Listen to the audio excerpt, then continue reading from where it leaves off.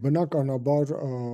հարցը միայն ընտրությունը չէ, Հայաստանի ընտրությունը չէ, որ առաջնահերթությունը ում է տալիս կամ ինչ ընտրություն է կատարում, հարցը դա չէ, չնայած որ դա էլ է Իրանը կարևորում, ավելի շատ, ինչպես ասացի, այն հետևանքներն են, որ այս ընտրությունը կարող է ունենալ Իրանի Իսլամական Հանրապետության համար։ Իրանի արձագանքը դեռևս զուսպ է այս ամենին, դիվանագիտական մեսեջների միջոցով է փորձում դա անել, դիվանագիտական ակտիվ հարաբերությունների, եթե նկատած լինեք, անցյալ մեկ տարվա ընթացքում, մանավանդ օգոստոսի 8-ի Վաշինգտոնյան պայմանավորվածությունից հետո կտրուկ ավելի է ակտիվացել Իրան-Հայաստան դիվանագիտական երկկողմ շփումները եւ պատճառներից մեկը հենց դա է։ Իրանը ցանկանում է հասկանալ ինչ է կատարվում, այս ընտրությունից բացի ինչ հետևանքներ է կարող ունենալ